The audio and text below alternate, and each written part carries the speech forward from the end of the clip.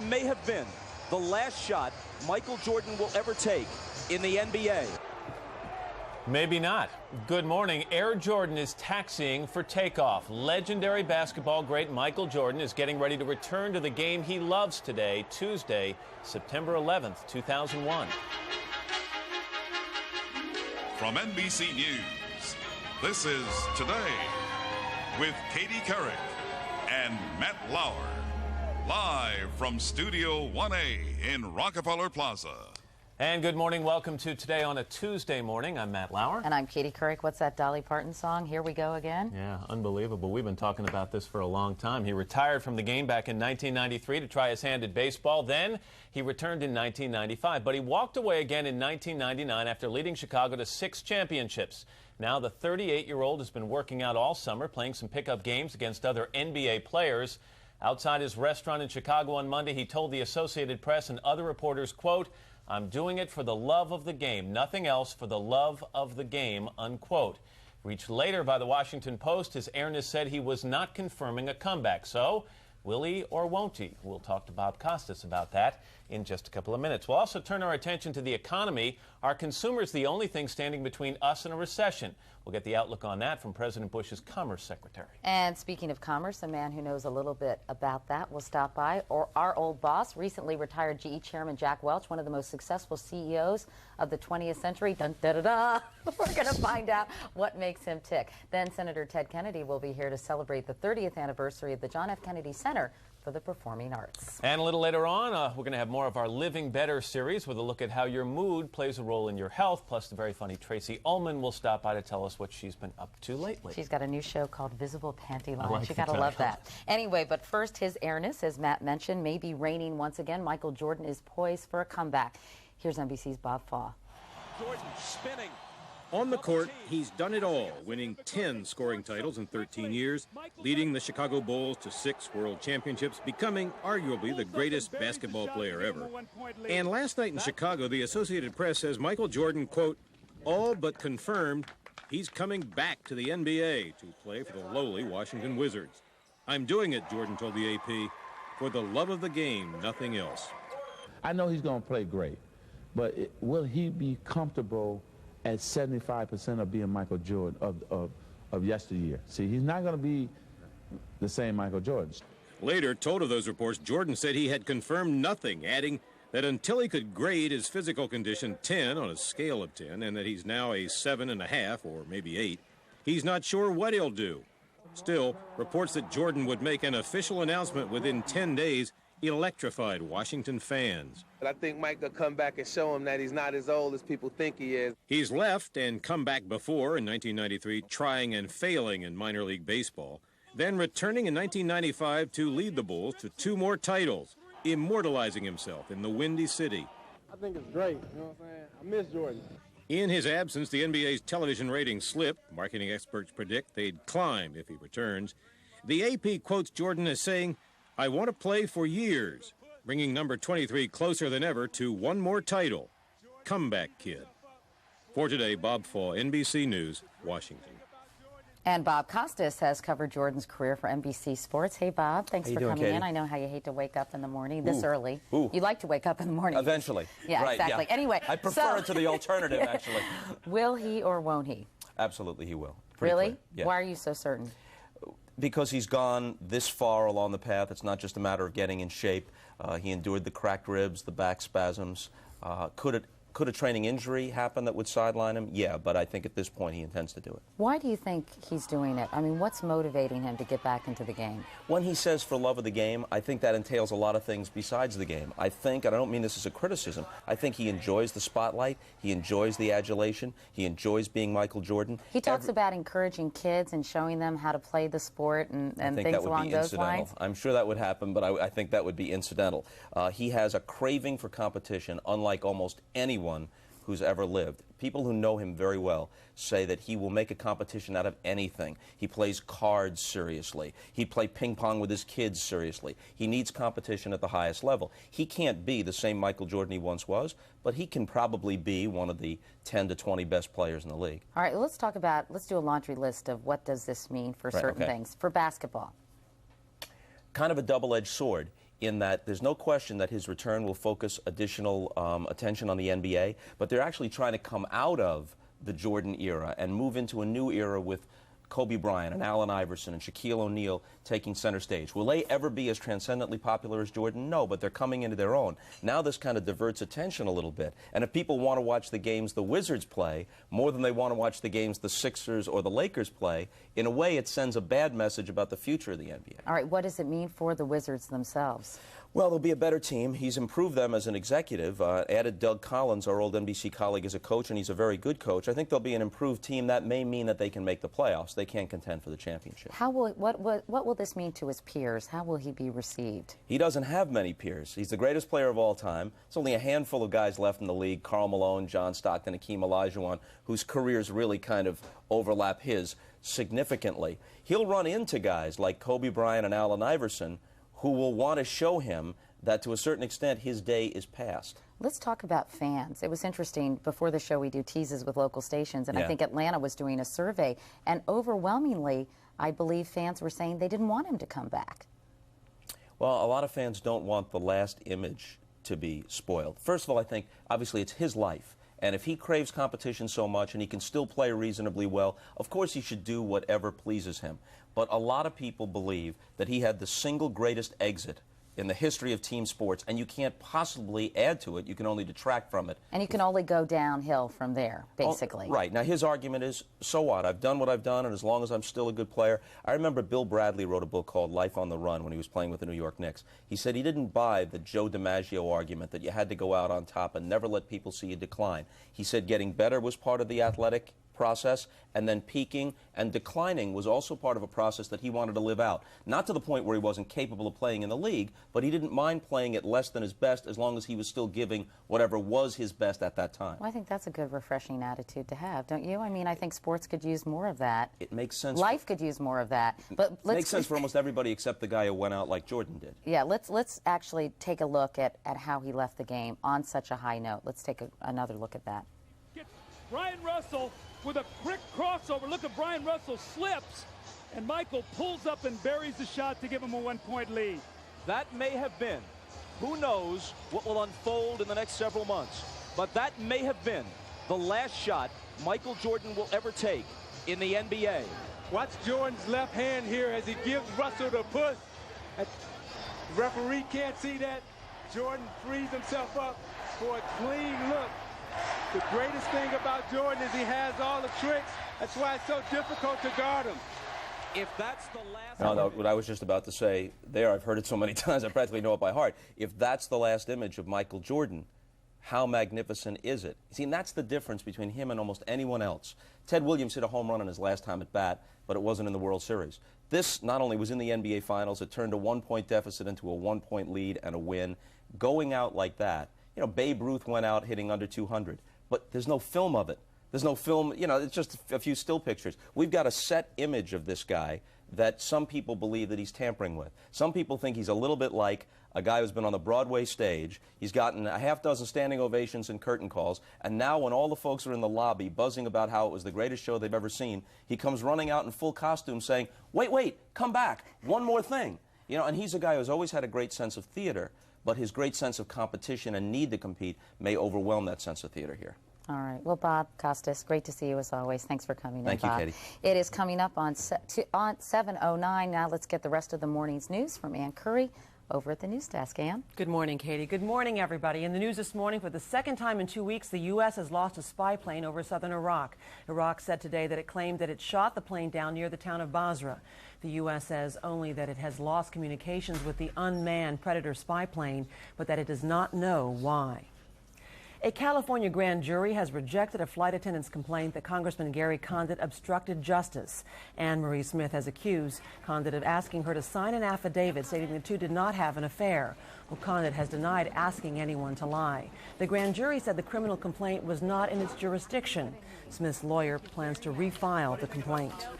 Today, the National Academy of Sciences is releasing a report that says more stem cells are needed if scientists are to find cures for some debilitating diseases. The Academy does not mention President Bush's policy on stem cells directly, but does say the federal funding the president has approved for about 60 cell lines is not enough. Police in Sacramento have released a videotape made by mass murder suspect Joseph Ferguson just before he killed himself. And the tape is chilling in what it reveals about the gunman. NBC's Chip Reed reports.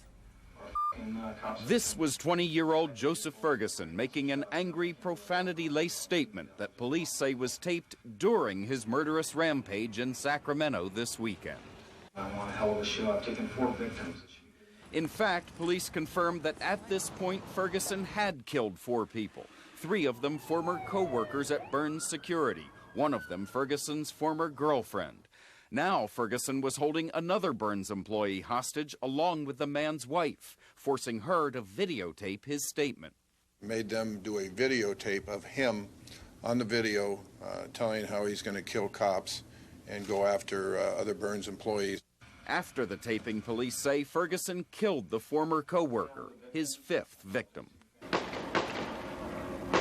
In the tape, Ferguson also predicted what would happen later that night, a furious gun battle with police and Ferguson's suicide. Either a bullet to my brain or cops will kill me. Most likely it'll be a bullet to the brain. Police say they released the tape reluctantly, fearing that another similarly disturbed individual could view Ferguson as a martyr. This guy killed innocent people, and that's the way he needs to be portrayed. 5 innocent people, according to police, a number they say could have been much higher. Chip Reed, NBC News, Sacramento. And Elizabeth Dole is about to become candidate Dole again. Mrs. Dole ran unsuccessfully last year for the Republican nomination for president. But today she's expected to announce that she's running for the U.S. Senate, filling in for Jesse Helms' seat. Helms has said that he will not seek re-election. It is now 7:11, and now let's turn back to Matt, Katie now. All right, Ann, thanks very much. Appreciate it. Mr. Roker? Well, we're keeping an eye on the Atlantic. You like my part? I do. Mr. Roker? Mr. Roker, thank you very much, Miss Couric, as we take a look now, and Mr. Lauer as well. You. Let's see, okay? Let's take a look, kids. We've got Hurricane Aaron. It winds at 90 miles per hour, 430 miles east-southeast of Atlantic City. It's moving north. Look for riptides and heavy swells along the northeastern Atlantic coast. Tropical Depression number 7 could be Felix, 35-mile-per-hour winds, 890 miles east of the Leeward Islands, moving west-northwest, so we're keeping an eye on that. And there's a low-pressure system off the coast of Florida that may become a tropical system as well. So a lot of activity in the Atlantic today. That's what's going on around the country. Here's what's happening in your neck of the woods. Well, we have had a cool, refreshing change overnight. Good morning. I'm meteorologist Tom Curine. Temperature here at Northwest down to 63 in the suburbs. It has dipped down into the 50s this morning. The afternoon high should make it into the low 80s. It'll be a bit breezy today, but comfortably dry and bright sunshine. Another chilly evening. In fact, widespread 50s common by dawn tomorrow. During the day tomorrow afternoon, it should be up in the upper 70s. Then Thursday evening, there's a chance of a passing shower. Otherwise, we have dry weather and cooler weather into the weekend. That's your latest weather. Now here's Matt. All right, Al, thank you very much. On Close Up this morning, the sputtering economy. Members of Congress are asking President Bush to do more to turn things around. NBC's David Gregory is traveling with the president. He's in Longboat Key, Florida this morning. David, good morning to you. Good morning, Matt. The president's in the middle of a 2-day swing here in Florida to promote his education plan, which is stuck in Congress. But as you mentioned, with the economy slide, his advisors know such initiatives are attracting little attention. In Jacksonville Monday, the president dodged questions about whether more tax cuts are necessary to arrest the economy's fall. But top Republicans who are pressuring the White House to do more to stave off the political effects of a recession signal the president is close to backing a capital gains tax cut. Republicans may be willing to link such a cut with a reduction of the Social Security payroll tax to attract support from Democrats. Well, I have no doubt that President Bush supports the idea of capital gains tax rate cut. It's not a question of if, it's when. A cut in the capital gains tax could provide crucial help to the White House because many believe the move would actually produce more government revenue as people sell off assets. The extra money could ease a perilous budget crunch that has the White House considering an across-the-board spending cut to avoid tapping the Social Security surplus. The economy and a looming fight over the budget have left the public anxious. They're concerned about their jobs, they're concerned about their retirement, and they want to see something happen now, and they want to see some leadership from this city now. So concerned is the president about appearing in command of an economic recovery. Aides say he will speak about the downturn almost every day, even as his economic advisors anxiously wait for the turnaround they insist is coming soon. Matt? All right, David Gregory in Florida this morning. David, thanks very much. Don Evans is Secretary of the Commerce. Mr. Secretary, good morning to you. Good morning. How are you? I'm fine, thank you. How would you describe the economy right now? Where are we?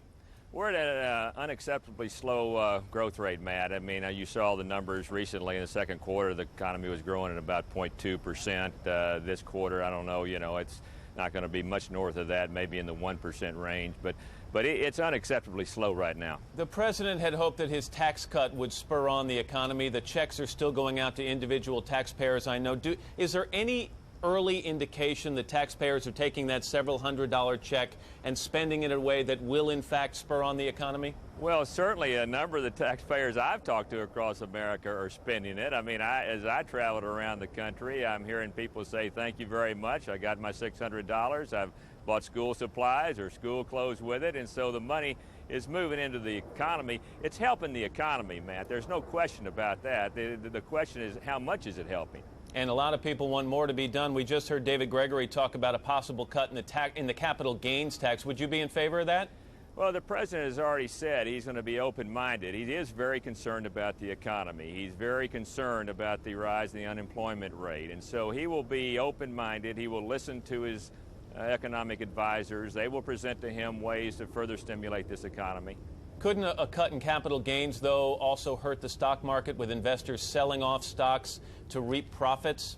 Well, again, Matt, I mean, I don't want to prejudge what the president's going to do on this. Let me tell you, there's other things that can be done that he's already presented to Congress. One is pass the president's national energy plan. I mean, he presented that to Congress. We need to bring energy prices down in this country. That will help stimulate growth. That will stimulate more jobs. That will put more disposable income in the hands of the American people.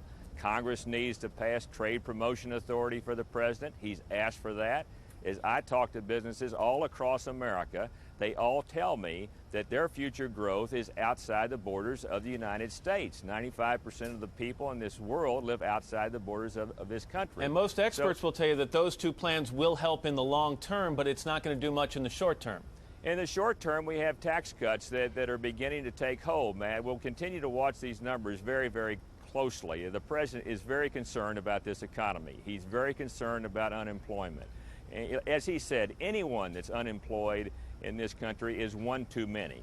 So, we'll continue to watch the numbers. There are more important statistics coming out this Friday. He'll watch those. His advisors will advise him, and he'll make decisions in the coming weeks. Commerce Secretary Don Evans. Mr. Evans, thanks very much. Thank you, Matt. 17 past the hour. Here's Katie. All right, Matt. Thank you. Tim Russert is NBC's Washington Bureau Chief and moderator of Meet the Press. Hi, Tim. Morning, Katie. Obviously, the Bush administration is taking the offensive on the economy right now. They're putting out Don Evans, who's Commerce Secretary, is the point man on the economy. We heard David Gregory say the president was going to be talking about it every day. When unemployment figures came out on Friday, he had a press conference where he talked about understanding what people are going through. How worried are they about the economy in the Bush administration?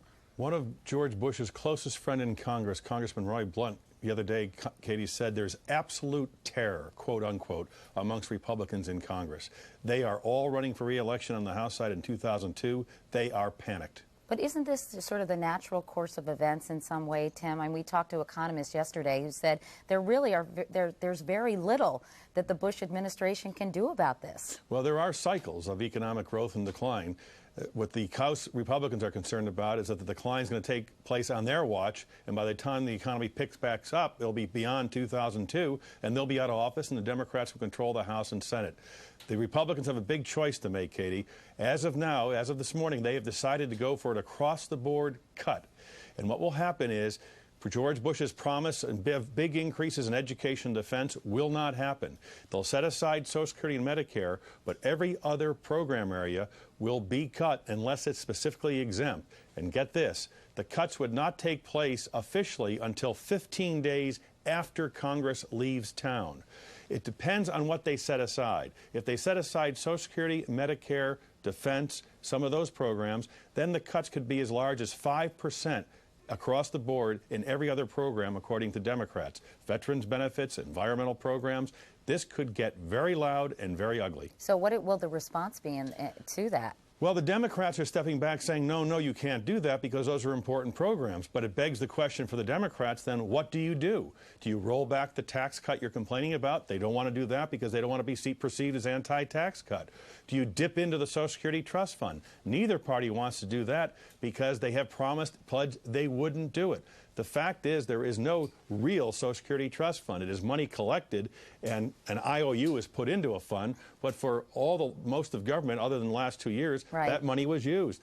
But it's symbolic here, though. It's symbolic more than anything here, Tim. It's hugely symbolic, and both parties pledged not to do it. The fact is, Katie, the notion of giving a big tax cut with big increases in defense, big increases in education, and locking up Social Security cannot happen in the current economic climate, and both parties are trying to work their way out of it. The Democrats are content to sit back and say, Mr. President, it's your budget, your tax cut, your economy, your move. Let me ask you a quick question about the capital gains tax cut. I know I shouldn't do this because we have got to put a lot of other stuff to talk about, but that is such a contentious class issue. I mean, will that go forward, or as Dan Rather would say, does that dog don't hunt, or whatever he says?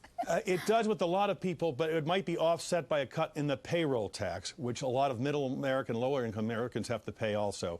The difficulty with the capital gains tax is why you get immediately a spike in revenue in the first couple of years. Down the road, it could bring declining revenues. All right, real quickly, what about Elizabeth Dole running for Senate? Do you think she's got a good shot? She's running hard, announcing today she's going to spend the next 3 months raising a lot of money, Katie, trying to show that she shouldn't have any competition in the Republican field. If she gets the Republican nomination uncontested, she's almost a sure lock to win. And how about the other guy from North Carolina? Michael's coming back, Katie. Come on down. I know. Boy, Washington must be so psyched for that, Wizard season ticket owner. I've labored in the vineyard. I've seen the promised land. Coming my way. My new best friend, Tim Russer. Tim, thanks a lot. Good to see you. It's 7:21. We'll be back in a moment. This is Today on NBC.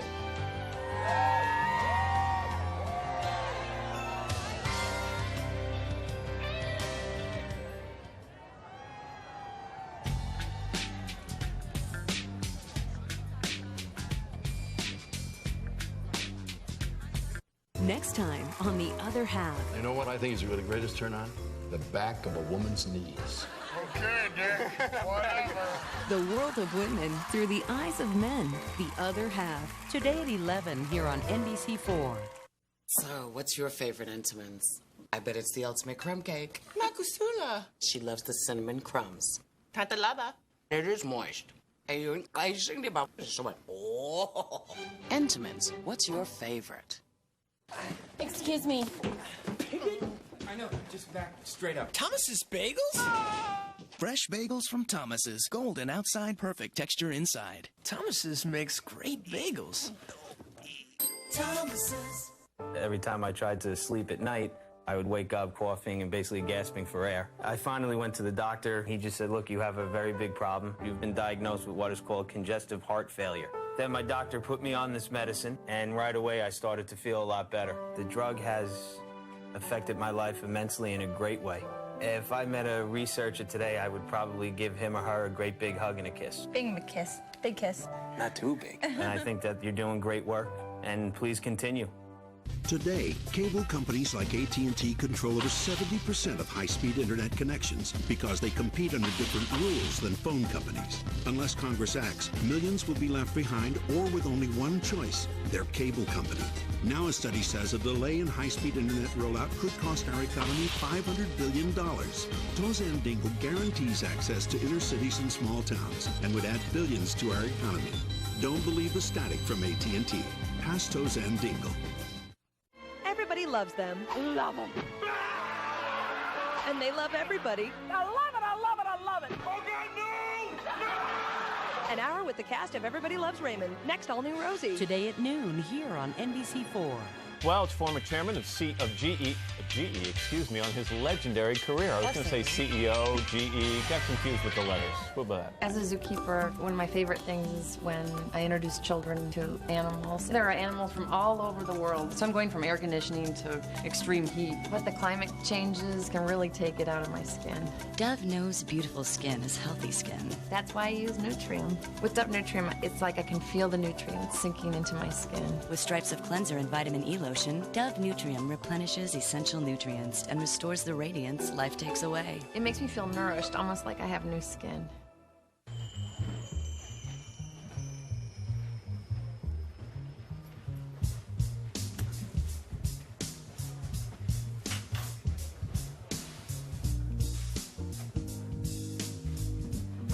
Introducing new Kellogg's Special K Red Berry cereal.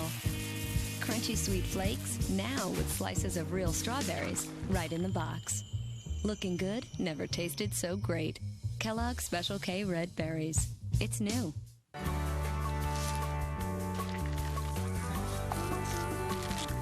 Tropicana Pure Premium Grove Stand is made from only fresh oranges, never from concentrate. It's as close as you can get to the orange. Tropicana Pure Premium. There's a place nearby with everything your vehicle needs to keep going in this busy world, even on Saturday. Oil changes, brakes, tires, and more. All in one convenient stop.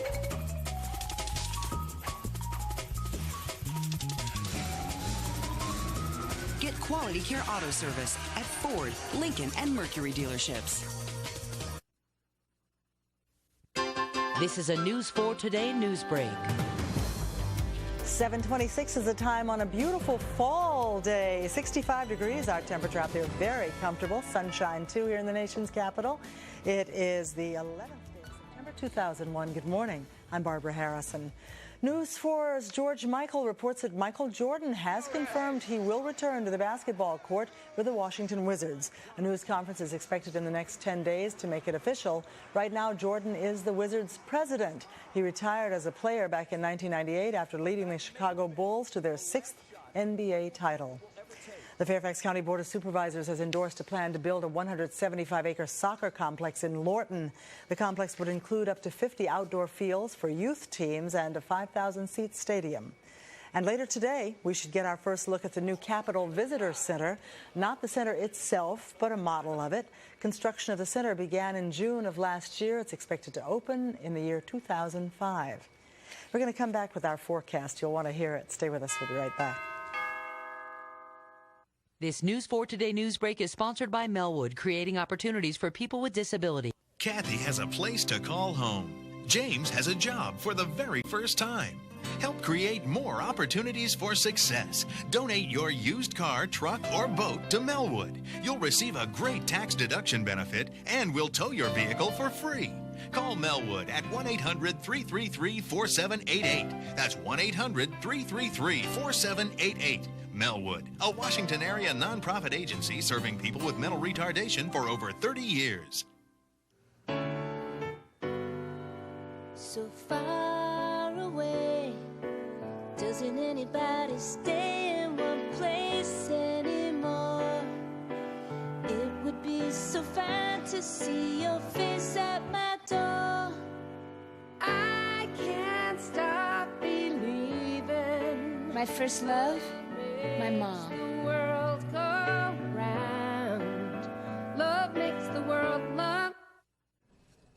Good morning, I'm meteorologist Tom Curran. We've had a fresh, cool change overnight. 63 here in Northwest. The afternoon high, the low 80s and kind of breezy. More cool fall-like weather starting from today all the way into the weekend. In fact, afternoon highs Friday, Saturday, and Sunday just near 70 degrees. Now let's check on that traffic. Jerry, how's it going this Tuesday morning? Tom, beautiful morning out there, but extremely backed up into the sunshine. The interloop jam-up begins near Rockville Pike East to Silver Spring with lanes open. Headed for downtown, the trip on 66 to the Roosevelt Bridge again, beginning to bog down a little bit into that sunshine. Barbara? All right, thank you. The rest of this morning's top stories are coming up on News 4 at 10. We hope you'll join us for that. But I'll be back in 25 minutes with another update. See you then. Your daughter was found 2 days later, frozen to death in the snow. We'll talk to the young mother in her first interview since leaving prison. I didn't mean for my baby to die. And an exclusive with the baby's father on the Next to None. Today at 3 here on NBC4. CarMax.com has a great selection of used cars online. We carry nearly every make and model. Find a car from any of the thousands we sell nationwide and have it transferred to the store nearest you. CarMax, the way car buying should be. You asked for used cars you can depend on, so we created CarMax, where every used car comes with a 30-day limited warranty and a 5-day money-back guarantee. We even offer extended warranties that protect you for up to 100,000 miles. CarMax, the way car buying. On the next Access Hollywood, we find out if Mariah's new CD was worth the wait, and we catch up with her ex, Luis Miguel. Plus, George Lucas unveils the secret footage he left out of The Phantom Menace on the next Access Hollywood. Tonight at 7:30 on NBC4.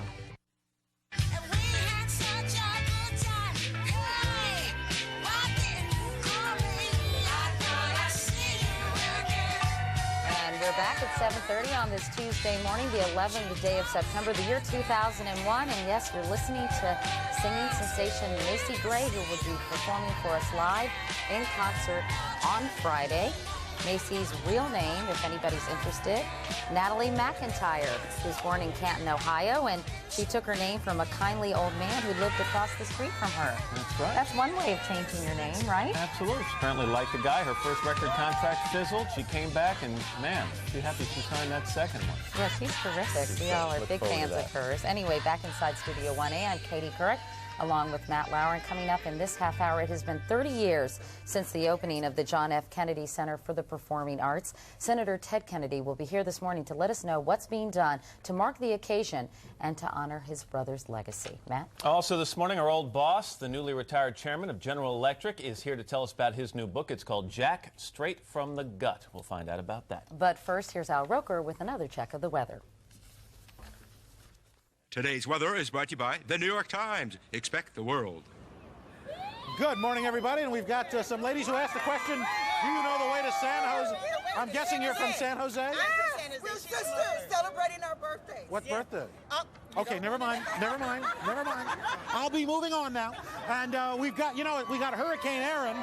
This is Aaron right here. This is Aaron? Yes. Celebrating her daddy's birthday. Oh, my gosh. And what's your name? This is Maggie. My golly, how old are they? They're 20 months. Thanks for bringing them down. Where are you guys from? New Jersey. Okay, you guys answer everything together. That's great. It's a trained act. I like it. Let's check your weather, see what's happening. And Florida downpours. We've got flood watches for southwestern and southern Florida. Some areas picking up 7 inches of rain. And we may see this become a tropical system, so we'll have to keep an eye on it. Rest of the country today, we are expecting sunshine here in the northeast with lower humidity. That's what's going on around the country. Here's what's happening in your neck of the woods. Breezy, cool, and dry this morning. We've seen a big change overnight. 63 here in Northwest at NBC. 4 Nationals at 64. The afternoon high may reach the low 80s, and it'll be breezy today with bright sunshine. Another cool night tonight. In fact, down into the 50s, widespread around the region tomorrow morning. And then Wednesday afternoon, the upper 70s, bright and sunny. Thursday evening, slight chance of a passing shower. And after that, we'll have some cooler temperatures with more dry weather on Friday, Saturday, and Sunday with afternoon highs each day just near 70. Now we got 5 sisters from 4 states. And you're going to Europe? Yeah. All right, have a safe trip. Now let's head back inside to Katie. All right, Al, thank you very much. It's 7:32. Coming up next on Today, freshly retired GE Chairman Jack Welch, straight from the gut. But first, these messages.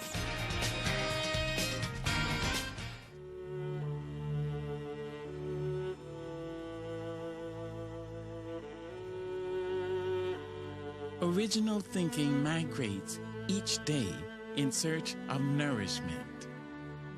Politics, sport, and fashion are among its favorite destinations. When was the last time something you read carried you away? The New York Times. Expect the world. Maybe you should give me your phone number. On October 5th. Fate's telling us to back off. You don't have the most incredible night of your life with a perfect stranger and then leave it all to chance, do you? No name. I gotta find this girl before I get married.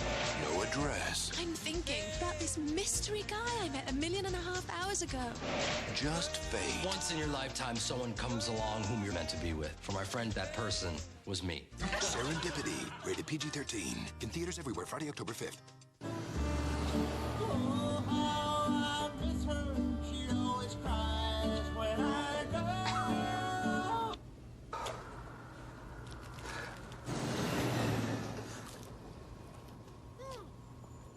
And now, I don't have my best friend around. Little Debbie Crispy Bars. You can take them with you. All skin is not created equal. It's more delicate around the eyes. L'Oreal creates new Advanced Revitalift Eye, smooths with Pro-Retinol A, and firms with Paralastol. New Revitalift Eye, only from L'Oreal. You're just 6 hours away from more beautiful eyes. Good. Boy, you sure love Campbell's tomato soup. Runs in the family. You always knew Campbell's was good. My father ate Campbell's tomato for 70 years. Diets rich in tomato products are associated with the reduced risk of certain types of cancer. And all of these Campbell's soups are full of tomato goodness. So whatever became of your father? Oh, he's up there somewhere. Campbell's. Good. It's been 1 week since you looked at me. Cause you heard of the sign that I'm angry. 5 days since you laughed at me, saying that together come back and see me. Yesterday, you've forgiven me, but it'll still be today till I say I'm sorry.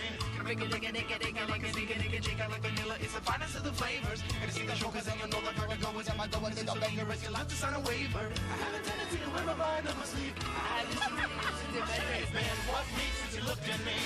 Dropped your arms to the sides and said I'm sorry.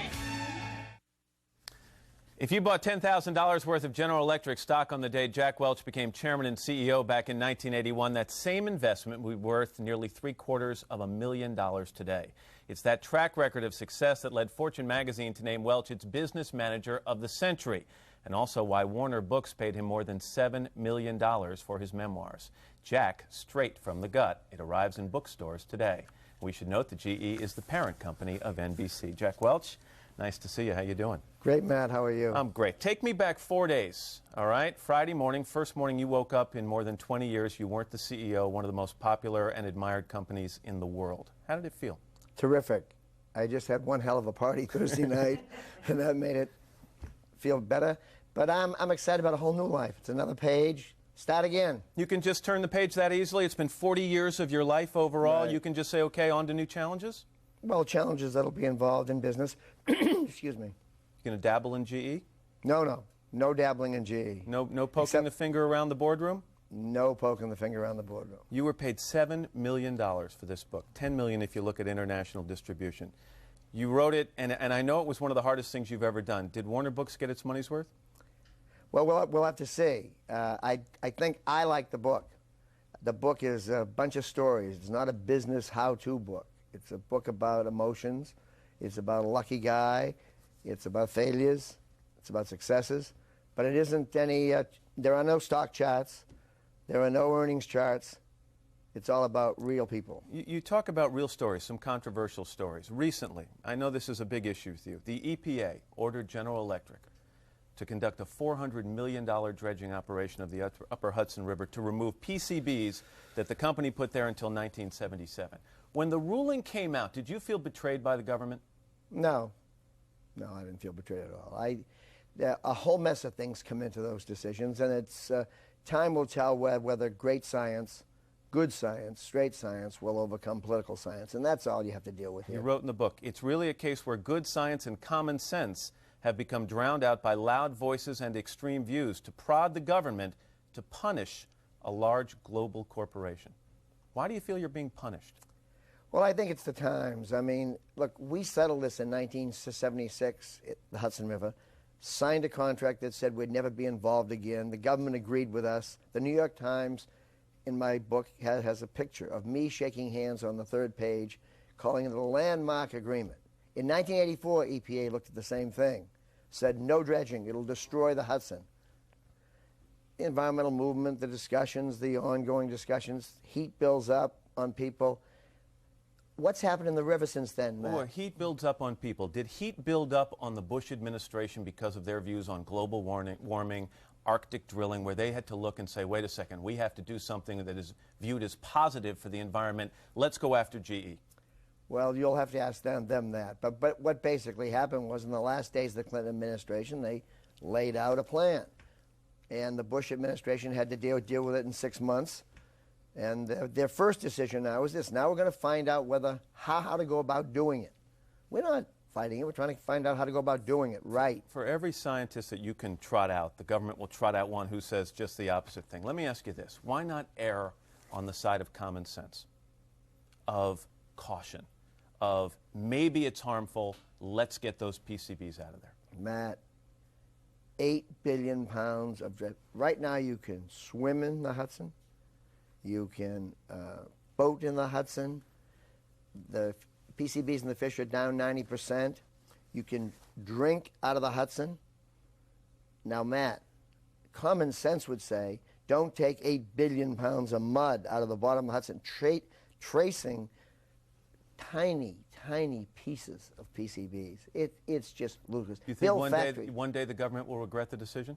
One day the government, in my opinion, will come to the conclusion that a modest experimental program will show how silly this is. Back in the days when you took over as CEO of GE, you closed a lot of businesses, famous for getting rid of a large portion of your workforce, the terrible nickname Neutron Jack, which hurt you, you didn't like. Do you feel after all these years, Jack, you've been vindicated, that your strategy has been vindicated? Absolutely. I mean, thousands and thousands, hundreds of thousands of people have done well. Look, we didn't try and get rid of people because we wanted to get rid of people. We never got rid of people. We got rid of the jobs. The GE of the 1980 had been built out of the post-war era. There was no global competition. We had layer on layer and layer of bureaucracy. The job was, we didn't want to, I always used the line, we're not getting rid of people, we're getting rid of jobs. We had a $25 billion company and 425,000 people. Today, we have a $140 billion company and 300,000 people. At the time, IBM conducted an advertising campaign, an image campaign, and they used the tagline, "Jobs may come and go, people shouldn't." A sharp stick in the eye of GE. Later years, they had to lay off thousands of employees. Did you ever call them on it? Well, I refer to it lightly in the book. They had to lay off 100,000 people or so. You write in the book, it's important to surround yourself with the best possible people. And you abhor something called false kindness. Explain that to me. False kindness is everybody getting the same thing, people not getting candid appraisals from their managers, people not having a discussion openly about their careers. The worst thing you can do is not tell somebody early in their career where they can go.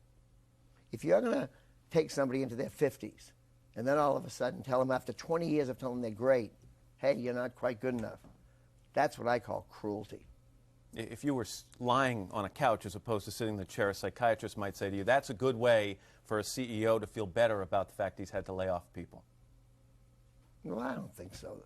First of all, I wouldn't lie on the couch to do that. Matt, that has nothing to do with it. The facts are you want to have your best people.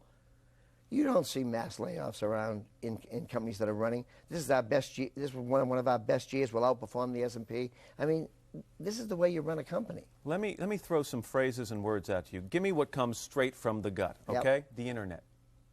The most transforming thing that's ever happened in business. Huge impact in your life? Huge. George W. Bush. Good guy. Got to get out, sweat more. Got to let the people feel that he knows what's happening. Get out of the Rose Garden. Get out in the streets. Show everybody what he is. Election night 2000. You and some friends were in the NBC News studios here in Rockefeller Center. Sadness initially. Elation at the end. You were rooting for your guy, George W. Bush. Absolutely. Did you, the rumor has it, did you encourage anyone behind the scenes or on the air here at NBC, keeping in mind GE owns NBC, to call the race for George W. Bush? That's on its face nuts. You know we can't do that. You know I wouldn't do that. You know if I told you to do that, what you'd tell me? That is just, let's not spend a moment on that discussion. In hindsight, was it a mistake for you to be there? Like hell. Why wouldn't I be there? Why should anybody else be there if I can't be there? Bill Clinton. Affable, charming, good president in many ways. Al Gore. I'm glad he's not president. Did you call him, quote, evil, evil, evil at a dinner party here in New York? Someone said that, and I haven't commented on it. Honeywell. Mistake? No. Took a swing. A big swing. Big swing. $41 billion swing. Yeah, but the next day, dusted ourselves off, went back to work, and grew earnings 15%. You called it, quote, the cleanest deal you'll ever see. How'd you misread it? I mean, was it misread? Well, 13 countries agreed with me, including the U.S. Some new law was applied. Boom. Over. When you were vying for the job of CEO 20 years ago, you wrote a letter to Reg Jones, then chairman, and you said, among other things, you were going to include in that letter a vow that you would leave the job after 10 years. No matter what, you wouldn't serve more than 10 years. Friend talked you out of that. Now you've served 20 years, you're leaving. If you could serve more, would you stay in this job? I could have served more. The answer is no. It's time to go. We had a team of great people. Now it's time to repot the plant, get some exciting new faces, and we're doing it. If there's one thing you want people, and not just CEOs, who probably are going to snap this book up pretty quickly, but regular people, to take from the book, what would it be? Everybody's got a shot. I'm a lucky guy, I'm a modest background, got some luck, had some breaks. This is a great country. There's a great shot for everyone.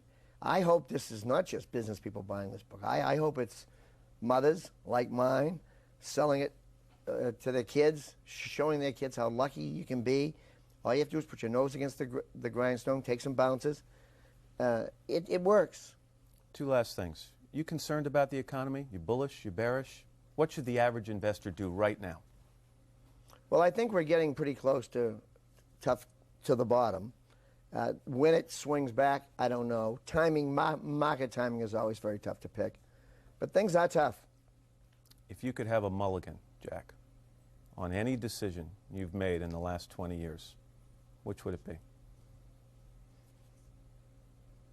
I don't take mulligans. I'm going to hold you to that the next time we hit the course. Good luck to you. Thanks. It's Great been to a be with pleasure. you. Thanks a lot. And if you'd like to read an excerpt from Jack straight from the gut, you can log on to your website or our website at today.msnbc.com, or you can check out any street corner. Jack's going to be handing the book out here in New York. It's 7:46. Up next, Senator Ted Kennedy right after this. Everyone knows Santa Claus, but behind the magic is a massive global operation. This is Santa's Workshop 2001. We work with UPS to bring in raw materials, produce goods, wrapping paper, ground, overnight, international, you name it. Just this morning, I had a shipment of candy canes stuck in customs in Belgium. And one call to my UPS rep straightened the whole thing out. There have been instances where the naughty got toys and the nice got coal. But it's not going to happen on my watch.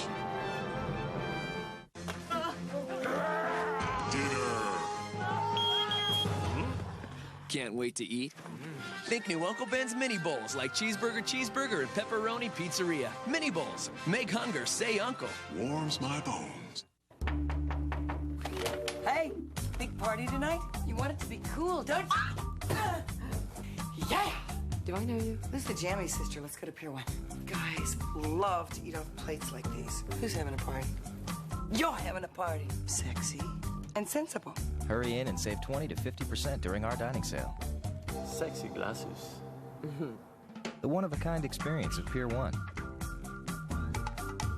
Get in touch with your senses. Okay. That looks good. Beautiful. I love the camera. Work it. High fashion. You're so sassy. Packed with protein and essential vitamins and minerals, Carnation Instant Breakfast is the perfect morning fuel to power you up for whatever you've got to do today. You're a jungle cat. Roar! Carnation Instant Breakfast from Nestle. Serious morning fuel.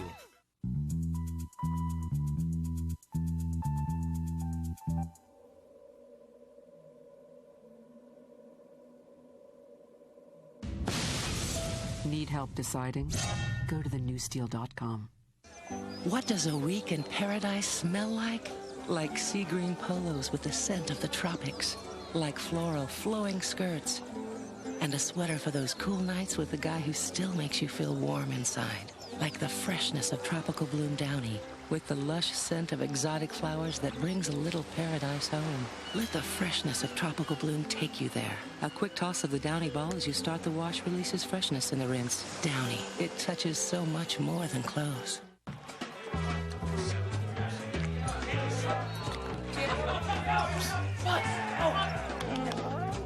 New Pedigree Little Champions. Gently prepared, then sealed in our revolutionary flavor lock pouch. For the home-cooked taste dogs love.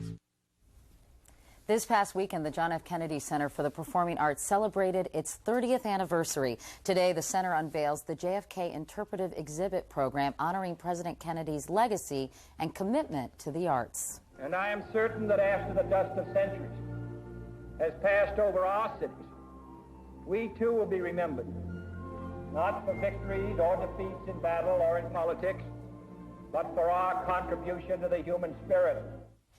Senator Ted Kennedy is at the Kennedy Center in Washington, D.C. Senator Kennedy, good morning to you. Good morning. Tell me a little bit about this new exhibit and how it honors your brother's memory. Well, it's an interpretive exhibit and an interactive exhibit. First of all, it reflects President Kennedy's strong commitment to the arts and his recognition of the value of the arts in terms of the human spirit and his strong belief that Americans appreciate it and they ought to have a center of excellence.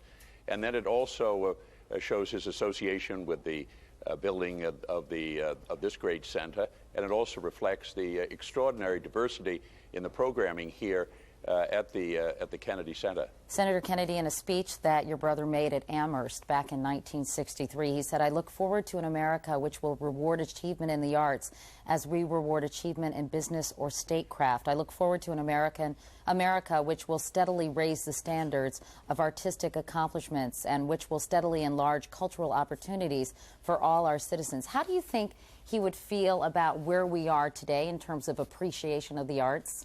Well, I think, first of all, I think he would have been enormously honored to have this extraordinary center bear his name, number one. And secondly, he would have been extraordinarily impressed in the progress that's been made in this center over the period of recent years. And he would also recognize that the best days are yet to come. Here at the center, its objective is to present the best of dance, of music, of the creative arts, and to be able to reflect the creativity and the human spirit in our artists, and to then make it available to the greatest number of Americans. I think this center is not only is a center of excellence, but also has responsibility to make sure that that excellence travels across this country and is presented to as many Americans as possible. I think they've done an outstanding job with Michael Kaiser now, and Leonard Slatkin, and Placido Domingo, and Jim Johnson. We have a first-rate team. They're doing an extraordinary job.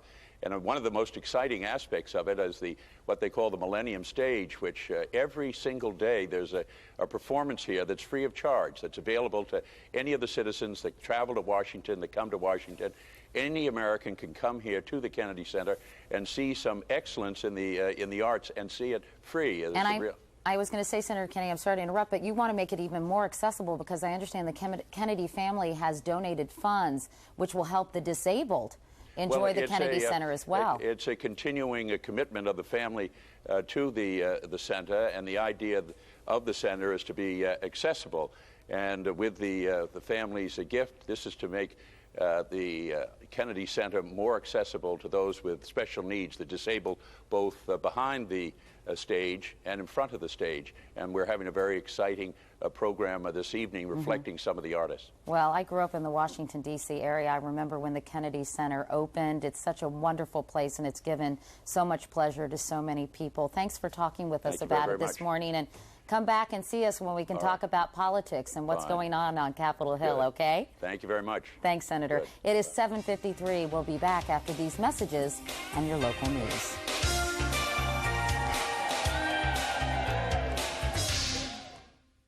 I ate Quaker oatmeal for 30 days. It actually works to remove cholesterol from your body. Sucks it right out. Help lower my cholesterol 10 points. That's even more than I bargained for. Quaker oatmeal warms you heart and soul. I ate Quaker oatmeal for 30 days. It actually works to remove cholesterol from your body. Cleans it right out. Helped me wash away 24 points. It's a classic. Quaker oatmeal warms you heart and soul. Asthma was watching my kids grow up and not always being able to participate. Advair is a new asthma product that's clinically proven to improve lung function and increase symptom-free days to help you do more of the things you want to do.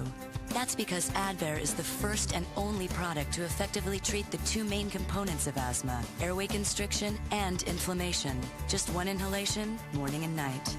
Advair won't replace fast-acting inhalers for sudden symptoms and should not be taken more than twice a day. People switching from an oral steroid like prednisone to Advair, which contains an inhaled steroid, need to be especially careful. While adjusting to the switch, your body may not be as able to heal after surgery, infection, or serious injury. If you have heart or blood pressure problems, tell your doctor. Some people may experience a change in heart rhythm. See your doctor if your asthma does not improve. Ask your doctor if new Advair is right for you. Advair, because life should take your breath away, not asthma. Want to smooth away your frizz? Get Pantene Smooth and Sleek Conditioner. Pantene makes your hair up to 65% smoother and healthier. So healthy, you'll love your hair. Smooth Care Collection from Pantene Pro V. Think he's gonna make it? Yeah, these guys are good. Yeah. At Sears Auto Center, we install your tires in less than an hour, or you get a $20 Sears gift card. Sears. Where else? Did you want to be alone? Oh, no. No? Not at all. Okay.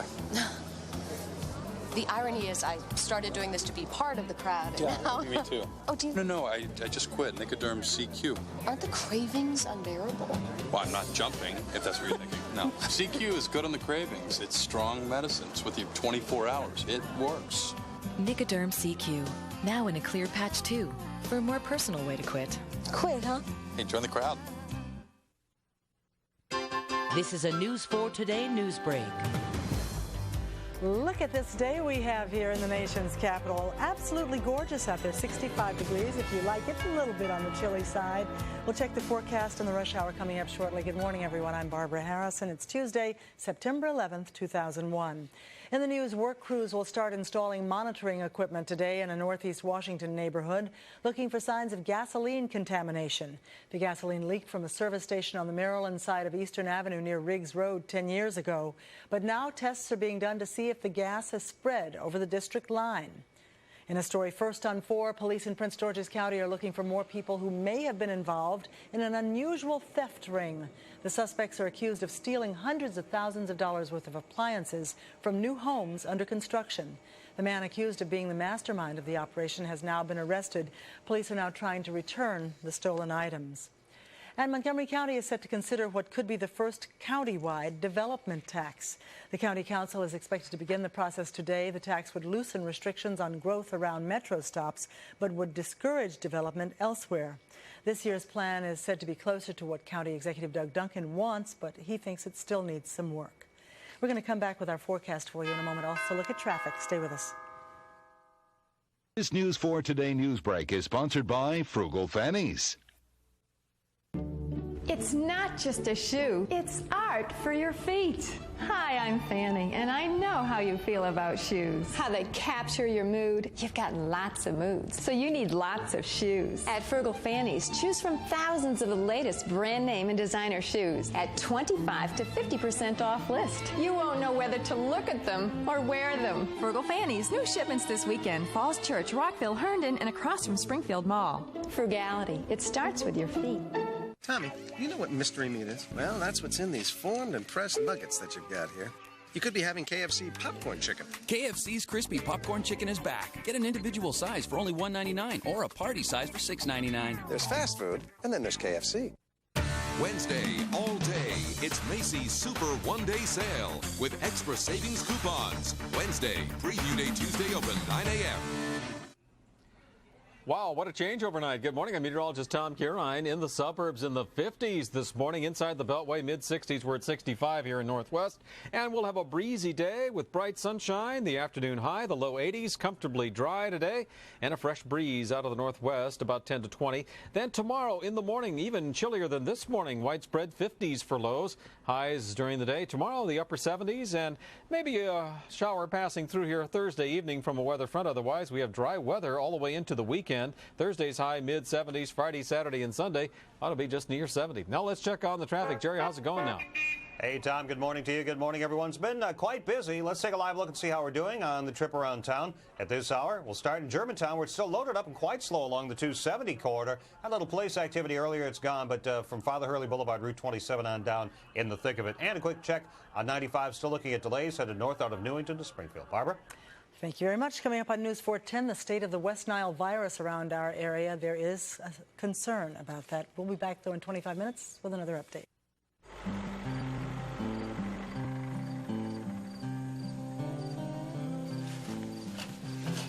Maybe it's the soil. Nope. Gotta keep looking. Maybe the sun. Or just something in the air. Nope. Not here. But things just naturally seem to grow faster in the South. There you are.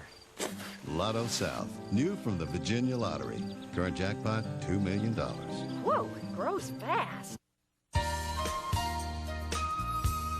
We're back at 8 o'clock on this Tuesday morning. It's the 11th day of September, 2001. You're looking at the people gathered outside our studio here on a sunny Tuesday morning, and we've obviously had a breach in security. That is Tracy Ullman, the very funny Tracy Ullman, working the crowd a little bit, talking to some of her friends. It's a wig. I thought it was real. I thought you had the most brilliant haircut. I'm such an idiot. I wish. Yeah, nice color. Very nice. Tracy's here and there for a good reason, because coming up in this half hour, Katie, you're going to be spending some more time with her? That's right. Tracy and I are like this these days. We hung out together on Sunday night at a fashion show, and she'll be joining us this morning to tell us about a personal style show that she is hosting and producing. It is called Tracy Ullman's Visible Panty Lines. I don't think we need to say anything more about that. We'll let Tracy do the talking in just a little while. See that one to believe it. Katie, we're also going to have more of our week-long special series on living longer, living better after the age of 50. This morning we'll focus on the role your mood can play in happy aging. And a little later, the one and only Harry Belafonte. But that'll be fun. Yeah, that should be fun. I can count. Dale. I guess not. It would probably be the first time he's ever I just saw Harry leaving. You know, help me out here. They needed a little time to get the camera from here to the news desk. So work with me here, people. That's fine. That's fine. We lost a guest, but hey.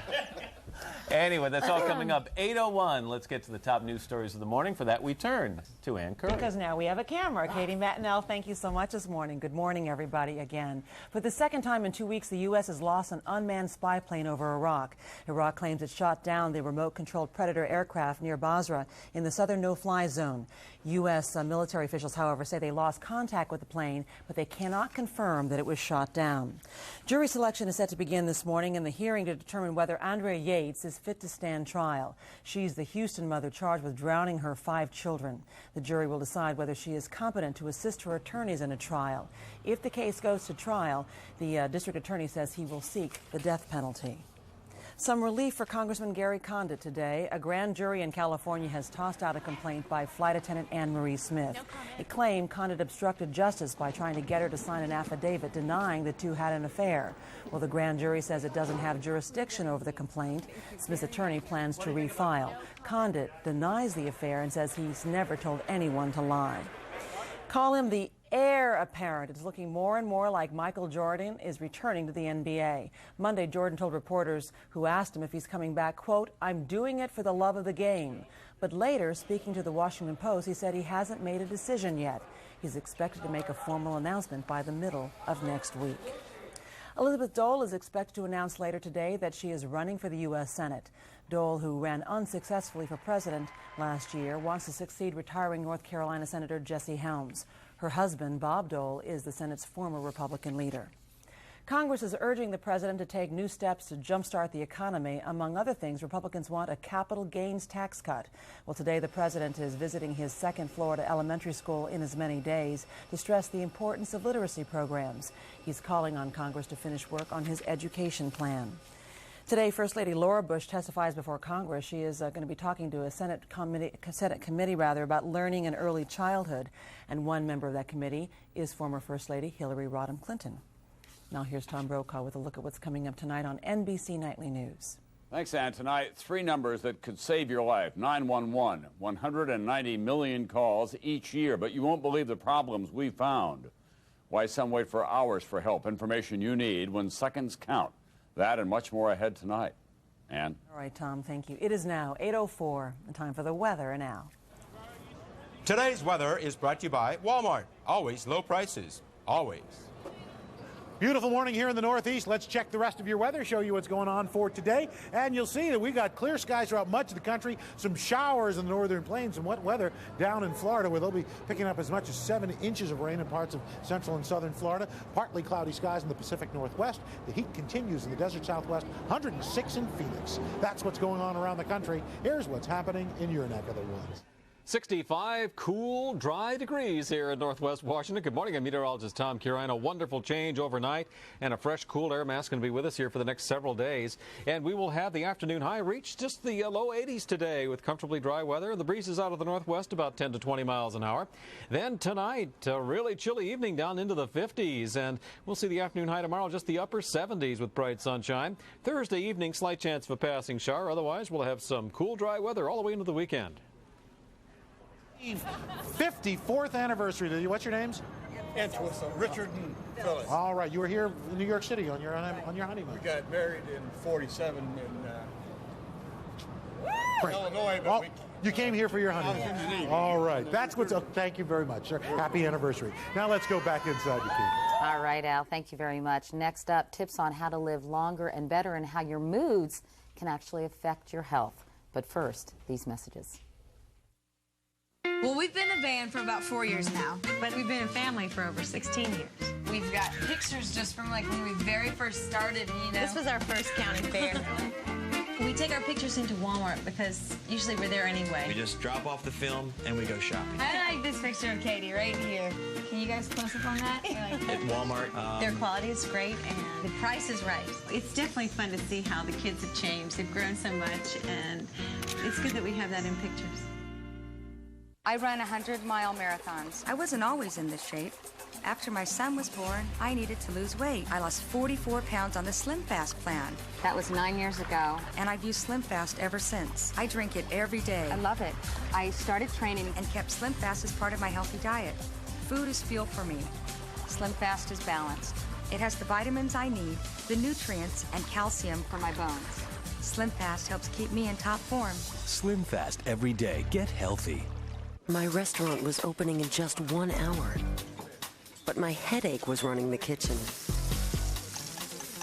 I needed relief in a hurry, a big hurry. So I grabbed some Advil liquid gels. They get the strength of Advil into my system fast. They're even faster and better on tough pain than Tylenol. With Advil liquid gels, I was back in control, just in time. Take Advil liquid gels and take control. Pete Sampras knows about One-A-Day's new active multivitamin with more B vitamins and ginseng to enhance energy. One-A-Day. Get active, stay active. Taste the best the world has to offer. New Fancy Feast Grilled. Tender grilled cuts of beef, chicken, or turkey. There's nothing in the world like it. New Fancy Feast Grilled from Friskies. Good taste is easy to recognize.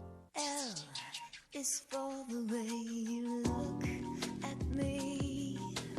O is for the only one I see. V is very, very extraordinary. E is even more than anyone that you adore. And love is all that I can give to you. You work on it. You think on it. You play on it. It was kind of like this dream I'd always had. Spend all day on it. Getting into something. Chill on Talk it. on it. Relax on it. It's really warm. It's comforting. You entertain on it. Pass the time. Watch TV. Romance. Drift away. Being able to be there for hours. You spend your life on it. Shouldn't it be the furniture you've always wanted? And now it's easy with the Simple Finance Plan, only at Ethan Allen. Furniture built for your life. At a price you can actually live with.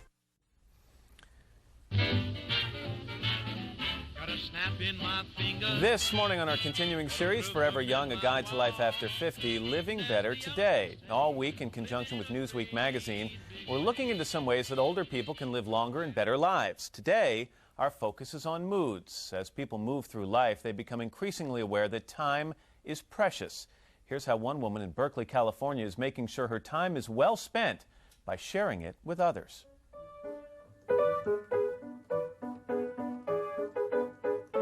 My name is Grace Lowell, and I am 91 years old. And I have a dancing school in Berkeley, California.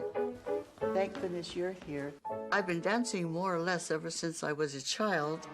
I worked in vaudeville and earned my living by dancing. And it was, to me, a very fascinating part of my life. I learned discipline I would have never learned anyplace else. At the age of 48, after a career on stage, Grace decided to become a dance instructor and joined the Royal Academy of Dancing in London. When I wanted to teach, I promised myself I would never teach a child that would have to redo what I taught them. Point and flex. And although she has stepped back to let an assistant teach her 100 students, Grace chooses to personally teach the children under 5. I have always been interested in the very young and how important these years are and how desperately they need to be understood and cared for. Quickly get a ball and come. She even thinks they keep her feeling younger. Are you all ready now? It keeps me involved and it keeps my brain going, because when you get 8 children in front of you, you better start thinking. And Grace has no plans of slowing down. I was thinking, now how do you do it? Do you go to a rest home, or do you go live with your relatives, or do you hire somebody to clean the house, or what do you do? And here's a pink one for you and a red one for you. It seems like I get along better with life if I take care of what's around me. So what's her secret to living a life filled with energy and spirit? One thing, try to live in the now, because that's all you're ever going to know. You're not going to know tomorrow or yesterday. It's only now. You were lovely. And she hopes her positive outlook on life is contagious. If we can make it a deep, beautiful experience, then we've both grown from it, and we can go on and pass it on to someone else. It's time to go home.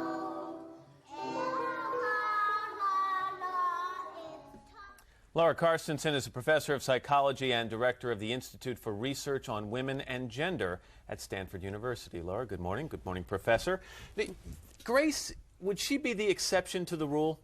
I mean, she obviously has found a way to live her life so that it's fulfilling at 91. Is that the norm? Well, I think Grace is exceptional in many ways, so I wouldn't say she's the typical person of any age. But she did say something that is typical of older people. That is, on average, they tend to live in the present, to focus on the here and now, to take each day as it comes. And they do that much more than younger people do. So this is just the opposite of what a lot of people believe. A lot of people are going to tell you that older people are obsessed with not the here and now, but the what happens 5 years from now. And the clock ticking is constant, and depression becomes a problem. You don't think that's true? Well, the data suggests that's not true. Older people think very much about the present. They don't think more about the past. And it's another image of older people, is that they're thinking about the past. And they don't worry as much about the future as younger people do. There may be a paradox here. That is, as you approach the end, that is the end of the lifespan, you don't have to worry about the future as much, because the future becomes less relevant, and people's goals shift to goals that are ones that will be realized in the moment. Those kinds of goals tend to be goals that are important, emotionally meaningful. And when people pursue life like that, it's good for your mental health. But is this in a perfect case? I mean, what about the people who are in their 60s and 70s who have health problems, and those health problems impact their ability to enjoy their daily lives? And that's a lot of people. There are a lot of people who have health problems in their 60s and 70s, although people in their 60s and 70s living healthier tend to be pretty healthy, so they may have some kind of chronic diseases. But by and large, older people deal with chronic disease emotionally better than younger people do who have the same kinds of chronic diseases. There's something about the regulation of emotion that seems to improve over time. So in other words, we're better at handling our moods as we get older. Where we're young, a mood might get us down for a week at a time. When we're old, we'll say, you know what, this too shall pass. We've learned to accept it. Right. We have done some research where we sample people's emotions in day-to-day life. So they carry electronic pagers, and we page them at random times during the day and say, what are you feeling? And with age, you see a decrease in the frequency of negative emotions. positive emotions are just as frequent into old age. But I think even a more important finding is that these negative emotions last for a shorter duration, as you're saying. So younger people can get down and it's hard to get back up again. Older people do get down. I don't want to minimize the hardships of old age, but they do seem to become very adept at bringing up mood again. So living in the now, as Grace says, and as you said, probably a key to enjoying your life in your quote-unquote golden years. Very much so. Laura Carstensen, Professor, thank you very much. We appreciate it. You're welcome. It's 8:14. To learn more about mood and aging, you can visit our website at today.msnbc.com. And we're back right after this. What did you have for dinner? Last night I had microwave popcorn and cold spaghetti. Oh, big deal. The other night I had a pint of mint chocolate chip. Oh, I had pizza that was older than me. I had herb roasted chicken in a rich, creamy mushroom sauce with roasted red skin potatoes, broccoli, and red peppers. It was lean cuisine. Do something good for yourself with Stouffer's Lean Cuisine. It's not just lean, it's cuisine. This will be an everlasting love. This will be the one I'm waiting for. This will be the first time anyone has loved me. More women use orthotricycline than any other birth control pill. Taken correctly, it's over 99% effective, so you don't worry about getting pregnant till you want to. And orthotricycline is clinically proven to help clear up moderate acne. The pill does not protect against HIV or sexually transmitted diseases. Serious risks include blood clot, stroke, and heart attack. Cigarette smoking increases these risks, especially if you're a smoker over 35. Women who use the pill are urged not to smoke. Women who have blood clots, certain cancers, a history of heart attack or stroke, and those who could be pregnant should not use the pill. For more information, talk to your healthcare provider. If you're going to take the pill, why not take orthotricycline? Clinically proven to help your skin look better. Orthotricycline. Isn't it great to find the one that's right for you? This will be. Wouldn't it be great if Bounty came in a box? Ta-da! Incredibly practical, practically invisible.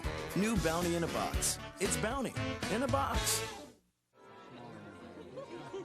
My mom said she can't believe you were right. Need a little quiet time? Give them a Quaker Chewy. Wholesome granola now mixed with delicious chunks of Nestle Baby Ruth bars. Chewy stops the chatter.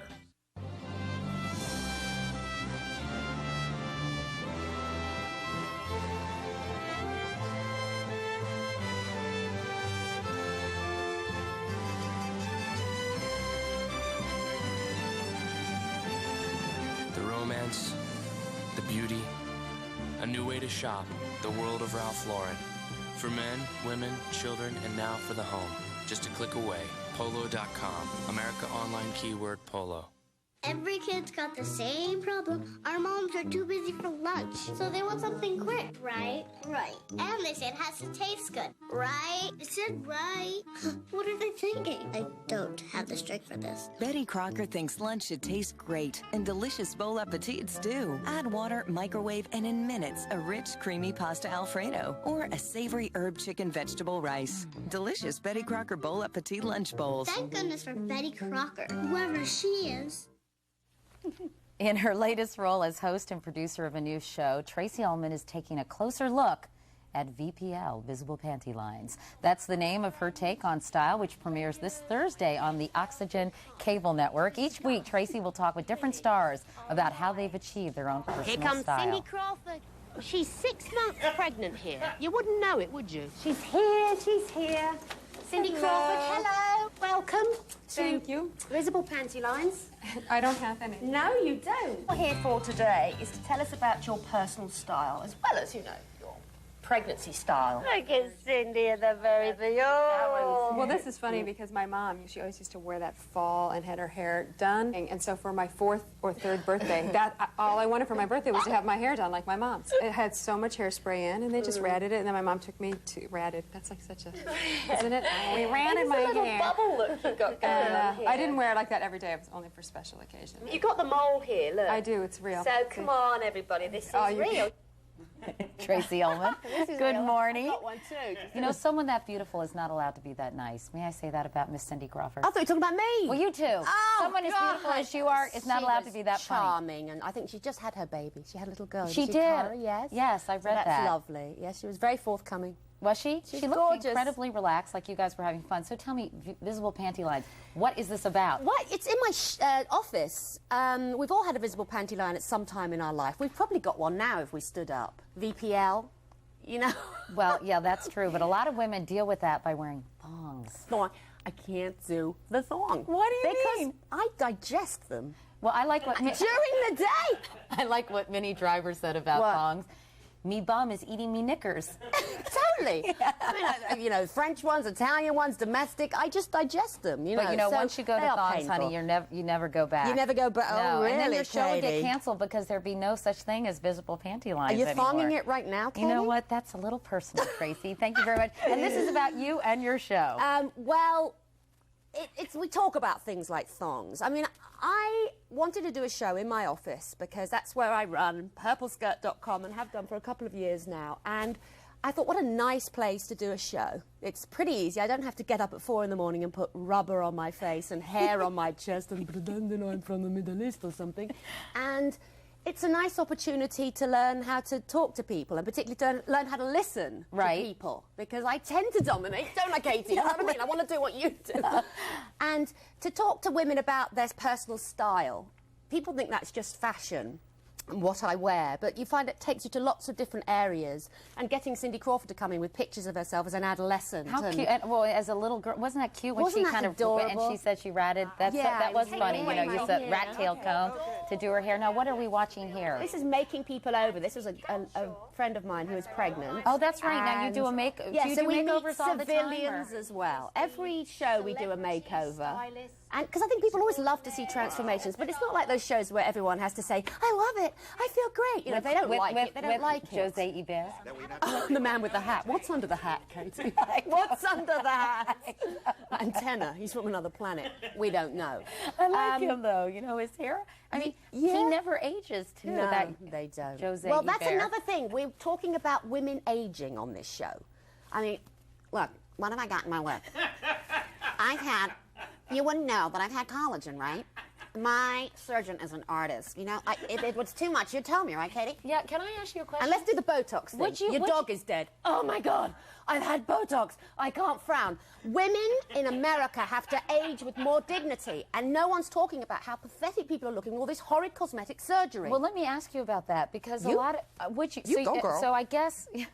Yes, this is the intense... Yeah.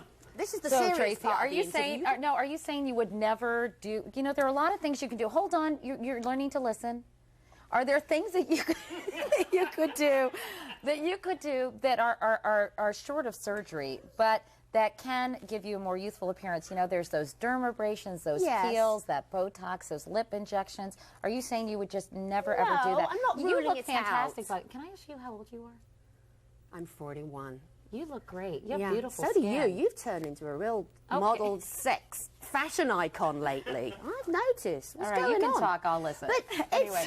No, I'm not ruling it out, but I'm just saying the severity of it and the age which people are getting it done in their 30s and stuff. I know. Isn't that weird? I went to my dermatologist the other day, and I saw, seriously, these girls, and not the other day, it was a few months ago, in their late 20s. Yes. Getting Botox in their... I know. On their forehead. And I found that so sad. Yes. And it's that everyone's trying to look 27 and freeze themselves at 27. We're talking about things like that. But what has been nice about this show as well is not just talking about celebrities. We're talking about politicians, lawyers, other women, taking a broader scope, getting old photographs of a favourite of mine, Golda Meir, seeing what the woman was wearing in Jerusalem in 1952, and Madeleine Albright. And I love the brooches. Madeleine is famous for her and brooches. She wears the black travel dress. Yeah. You know that black travel dress? You can take it through a tsunami, you can fold it up to the size of a Junior Tampax, and it still looks wonderful at your destination. She wears it. You don't want to take fashion so seriously, right? No, and I don't want women to take themselves so seriously, and I don't want them to be frightened of aging and being too thin, and I just you know, just want to talk to women about We're going to talk to you on Friday. I love having you. All right, I'm listening. We'll be right back. The Heartburn Hotel. If you suffer persistent heartburn 2 days a week or more, despite diet change and treatment, it may be acid reflux disease. Prescription Prevacid can mean 24-hour relief from acid reflux disease. Prevacid turns off tiny pumps that produce acid. It has a low occurrence of side effects, such as diarrhea, abdominal pain, and nausea. Ask your doctor if Prevacid is right for you. So leave your heartburn behind, yeah!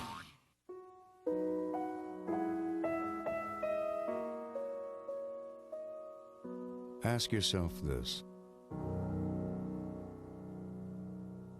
When was the last time you sat completely still?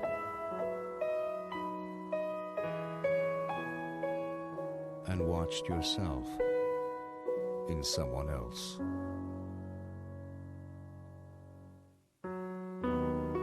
On Monday, September 17th, NBC begins its 75th season.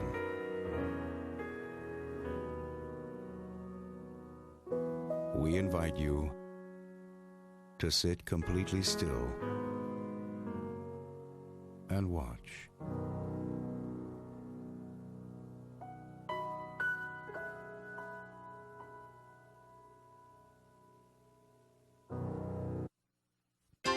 This is a News 4 Today news break. Beautiful bright sunshine out there this morning as we look at Dulles Airport. 8:25 is the time, 67 degrees. We'll check the forecast and the rush hour coming up. Good morning. I'm Joe Krebs on this Tuesday, September 11th. In the news for today, Michael Jordan may be coming back to play basketball for the Washington Wizards. A news conference within the next 10 days will tell the tale. Jordan has legendary status in the world of basketball, of course. He went out as only a legend could. In his final game on June the 14th, 1998, he hit a shot at the buzzer to give the Chicago Bulls their 6th NBA championship. But Jordan hedges his bets a bit, saying to the Washington Post that he puts the possibility of a return at an 8 on a scale of 10. Two girls remain missing in the district. 14-year-old Yolanda Beard and 3-year-old Shantae Adams were last seen on Sunday evening around 5 o'clock in the 1200 block of Brentwood Road Northeast. Yolanda is 5 feet 2 inches tall and she weighs 90 pounds. She was wearing a blue shirt and light blue blouse. Shantae Adams is 2 feet tall and she weighs just 30 pounds. She was wearing blue pants and a white blouse. If you have any information about either girl, please call D.C. Police. And the district school budget is $80 million in the red, and that's going to mean some changes in the way the school system operates. School Board President Peggy Cooper-Kafertz blames the shortfall in incompetence, and she says the schools will try to close the deficit without affecting the lives of students. We're going to take a break right now, come back and take a look at our forecast and the rush hour. This News 4 Today news break sponsored by Maryland Tax Amnesty. Call 1-800-MD-TAXES. Another birdie. That's why I'm the boss. Richard Frank, Baltimore, Maryland. Were you aware your business owes the state $12,106 in employer withholding tax? We were. We know everything. Refusal to pay can result in fines, liens on assets, even jail time. Jail time? Jail time. Play on. Nice putt. Maryland Tax Amnesty is your chance to pay outstanding state personal income and business taxes with no fines, civil action, or criminal penalties. The clock is ticking, so do it now. I first became aware of school choice in 1994 when Sharonda was in the 3rd grade. For me personally, school choice is not a political issue, it's a family issue. I'm more than capable of being involved in my child's education. Sharonda has talked to us about becoming a pediatrician. Not only does she want this, but I can actually see it happen. That just warms my heart. I feel good about it, you know? If you give parents a choice, that gives kids a chance. It's about the kids. Well, we had a wonderful change overnight. Good morning, I'm meteorologist Tom Kieran. We swept out the high humidity, and in comes some fresh, cool, dry air. 67 here at NBC4 and at National Airport with a fresh breeze out of the west-northwest. And it'll be gusting today 10 to 20 miles an hour with bright sunshine, highs reaching the low 80s. Tomorrow, bright and sunny after a chilly start in the 50s, should reach the upper 70s. And then Thursday evening, there's a slight chance of a passing shower. Otherwise, we've got dry weather into the weekend with Friday, Saturday, and Sunday's highs just near 70. Now let's check on that traffic. Jerry Edwards, how's it going this morning? Tom, it has been a little rocky. Good morning, everyone. Let's head south and show you the outer loop of the Beltway, just crawling from Eisenhower Avenue, passing Telegraph Road. An accident there has just been moved to the shoulder, but a very painful trip indeed. It looks like it's improving a little bit, picking up a little bit of speed now on 270 out of Germantown. Back to you. Thanks, Jerry. Coming up on News 410, the state of the West Nile virus around our area and the nation. And there's new concern this morning. Another local news update in 25 minutes. Stay with us. Most people don't mean to be hurtful, but when you're really overweight, you hear all the comments. So you learn to build a wall around yourself to block out what you don't want to hear. Then I overheard someone talking about Jenny Craig, and I'm glad I listened. There's never been a better time to join Jenny Craig with their personalized one-on-one counseling. And now, for a limited time, lose 20 pounds for $20 plus the cost of food. Call 1-800-JENNY20. I was at a party recently, and I overheard this woman say she looks absolutely beautiful. And you know what? She was talking about me. Today, cable companies like AT&T control over 70% of high-speed internet connections because they compete under different rules than phone companies. Unless Congress acts, millions will be left behind or with only one choice, their cable company. Now a study says a delay in high-speed internet rollout could cost our economy $500 billion. Tozan Dingle guarantees access to inner cities and small towns and would add billions to our economy. It's time for real competition. Pass Tozan Dingle. Tonight, Jay's all new with Charlie Sheen, comedian Harlan Williams, and Go Jaywalking. And tomorrow, Jay's got Just Shoot Me's David Spade. Then on Conan, Robert Urich, all new tonight. Good to have you close to the home. We're back at 8:30 on this Tuesday morning. It's the 11th day of September, the year 2001. And we've got a nice crowd on a beautiful early fall morning here in Manhattan. We hope the weather's pretty where you're waking up as well.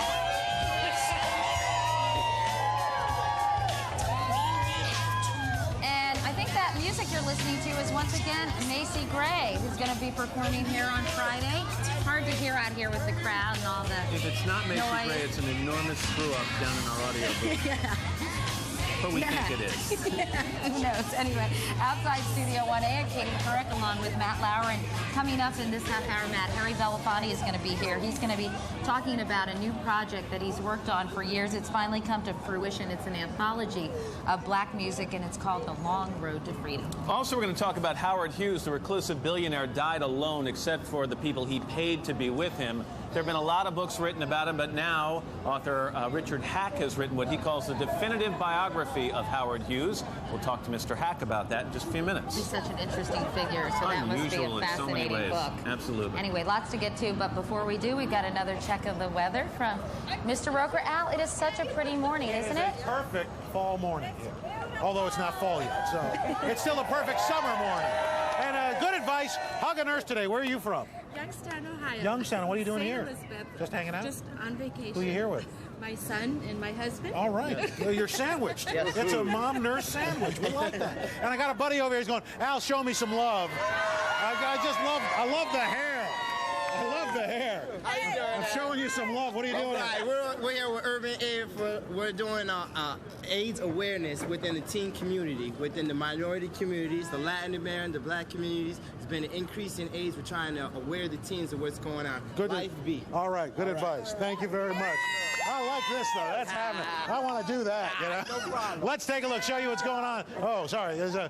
Yeah, hold on. Let me just see here. That's what it would look like. Much better. Let's check your weather, see what's going on. For today, we've got a lot of cool weather in the northern states. We've got some hot weather continuing in the southwest and 80s as you get into the southeast with a lot of rain, up to 7 inches of rain in parts of Florida. Partly sunny in the Pacific Northwest. Seattle today, sunshine and 75. Sunny in the northeast and low humidity. Speaking of hair, what's the deal here? Charles Worthington's big hair, girl. Well, there you go. You certainly are. That's what's going on around the country. Here's what's happening in your neck of the woods. Well, we've had a fresh, cool, dry air mass move in overnight. Good morning. I'm meteorologist Tom Kierine. We're up to 67 degrees here in Northwest and comfortably dry with a nice breeze coming in about 5 to 10 this morning. It may get a little gusty this afternoon, maybe 10 to 20 miles an hour with bright sunshine, highs reaching the low 80s. And we've got a cool evening on tap tonight. Ought to be widespread 50s for lows. And during the day tomorrow, the upper 70s for highs. Then Thursday, partly sunny. Could have a passing shower Thursday evening. Otherwise, dry weather all the way into the weekend. Let's head down to Washington. Hey, Weller, look who's here. Mr. Peanut. I love Mr. Peanut. Mr. Peanut is here. Is he salt-free and dry roasted? I know. Well, he hasn't come out of his shell yet. He just. Hey, have you ever done anything for Habitat for Humanity? Yes. Did you ever take a hammer and saw? You bet. Yes, we did. We did. In fact, the Today Show did it a couple of months ago up in Harlem. I thought you'd get a big kick out of this. Jimmy Carter, one of the nicest people in the whole wide world. A beautiful man, done so many great things. Here's his, where was it? Did you see his picture? Was it up there? And there you go, and some of his friends. And they're having their 25th anniversary. Can you believe that? Indianapolis, Indiana, this coming Saturday, the 15th. 25 years of helping humanity by building them a home. Can't beat that. And the people that actually live in the house helped to build it, too. Check it out. Happy birthday and happy anniversary to Habitat, one of the great organizations. On the back of our Smucker's jar, Alex LeBlanc of Waltham, Mass. Independent fellow, loves being around people. Fondest memory is going to the airport with his friends in the 20s and flying with student pilots in open cockpit planes. How about that? Handsome dude. Molly Holtzberg of Coconut Creek, Florida is 100 years old, loves to read, loves theater, discussing politics, and loves a good party and being with people. A party animal, Molly, you old fox. Sidney Johnson of Glenmara, Louisiana is 101, wonderful homemaker, enjoyed taking care of her family, married a farmer, and loved it. Eat good down on the farm. Lona Snodgrass, Charleston, West Virginia, 104, still lives in her own house, likes to watch television, loves stories about the good old days. She is pretty, very pretty lady. Edith Chittick of Westlake, Ohio, attributes her longevity to strong faith, a strong spirit, always puts family first and loves golf, and she is a Greg Norman fan extraordinaire. Pretty hair. Finally, Charles Hill, Los Angeles, California. Look at that. He is handsome. He could be an actor. Good-looking, smart, good-looking man. Attributes his longevity and good health to living a stress-free life. Loves going to the beach and watching his horses win at the track. How about that? Man knows his business. Anyway, happy birthday to all. Now back to Matt in little old New York. All right, Willard, thank you very much. Coming up, Katie talks to Harry Belafonte. But first, this is Today on NBC.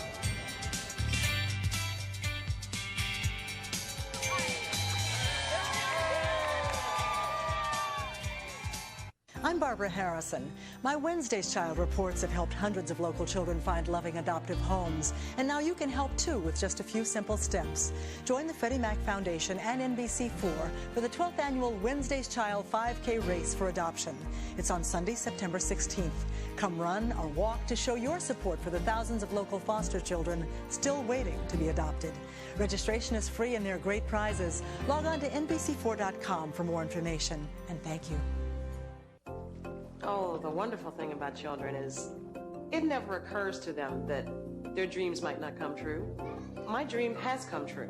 With hard work and some good financial advice, I just opened my 3rd child care center. We take care of hundreds of children every day. Our children are our future. They just don't know it yet. Smart financial services from Mutual of Omaha, helping plan successful futures for over 90 years.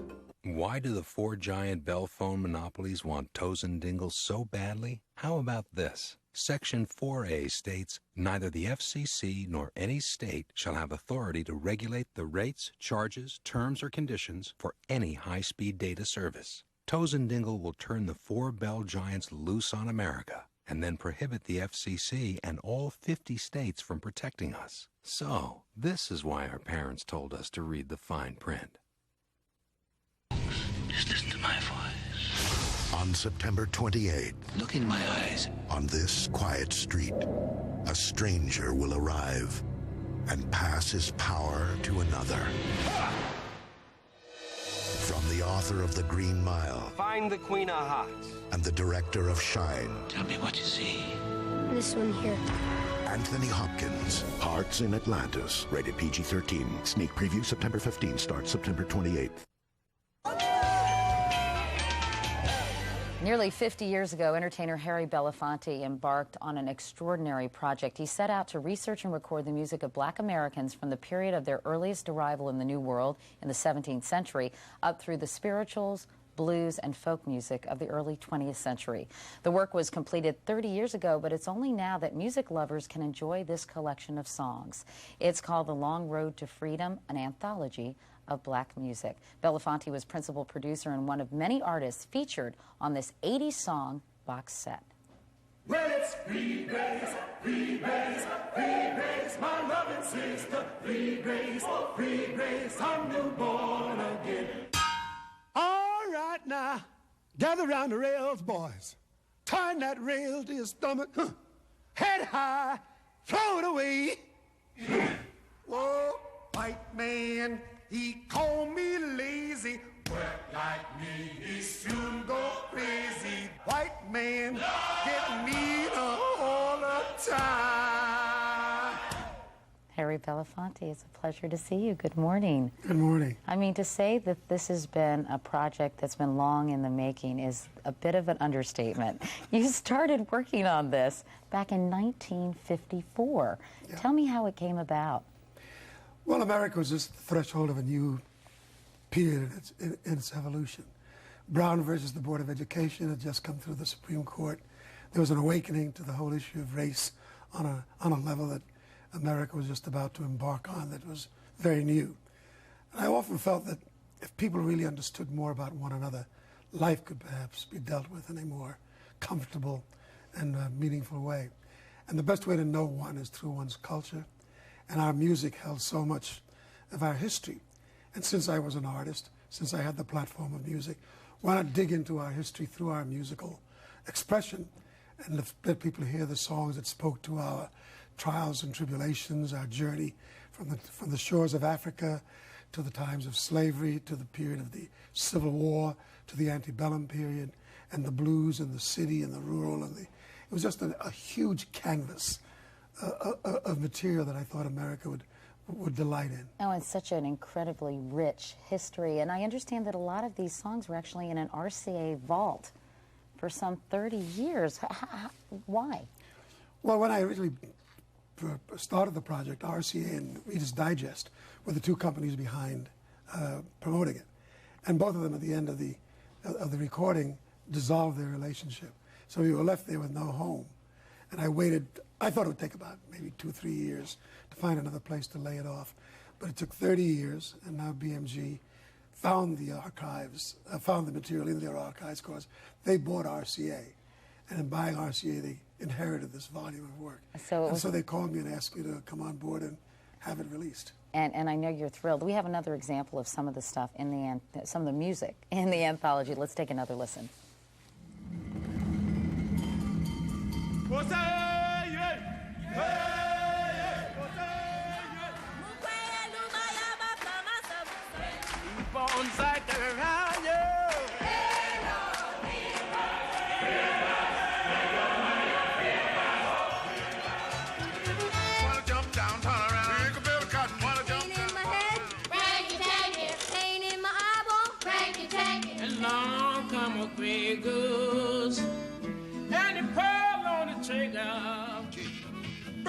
You didn't bring old blue.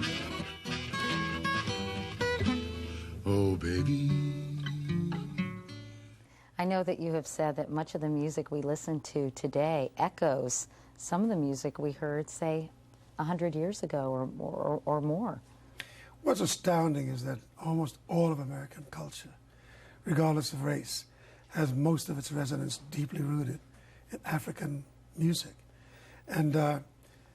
And we take an awful lot for granted, whether you're in rock, or you're in rap, or you're in the Broadway theater, or almost any avenue of musical expression in America, you'll find resonance of Africa throughout the American culture. And we were talking before we went on about what a fabulous teaching tool this could be for kids all across the country to learn so much about history and about ourselves through the music that we've enjoyed for hundreds of years. And remarkable men and women participated in this. Leonard DePaul, Sonny Terry, Brownie McGee, Bessie Jones, great artist by the name of Charles White, who did the artwork, and the text written by Marie Evans, a professor from University of Indiana.